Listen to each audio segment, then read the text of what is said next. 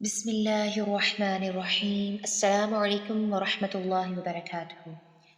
Inshallah, today we will understand that what does it mean haram is haram. So firstly, always remember that haram is haram.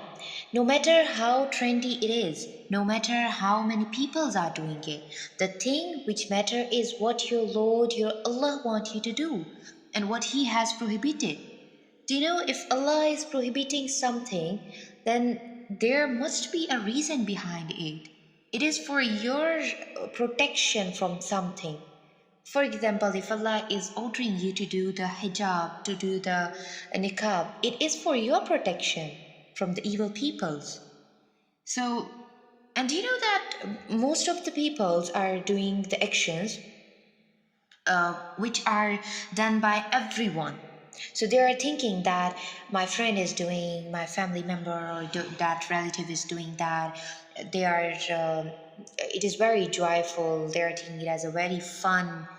So, but they are forgetting that those people are disobeying Allah. And remember, if you are feeling guilty after doing sins or understanding that it's bad, then you are lucky. It's a gift from Allah. Take it as a gift from Allah because do you know Allah guides whom He wills. So just always remember, do what Allah wants you to do. What your Lord, your Allah order you to do. And do you know, it's a very good tip that whenever you are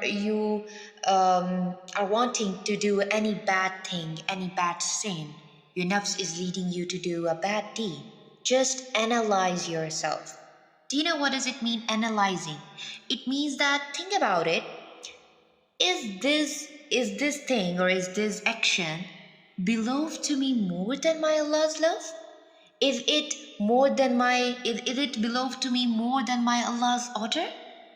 Then inshallah you will get to know that this will of my nafs is nothing at the front of Allah's love. Nothing. Because you know Allah's love is so big. It's so big. He loves you so much. So just fight with your nafs. Fight with those everything, every people who leads you to disobey Allah and repent towards Allah again and again. Because do you know we are human beings? We commit the sins. And then do you know the best among you are those who commit the sin and repent towards Allah.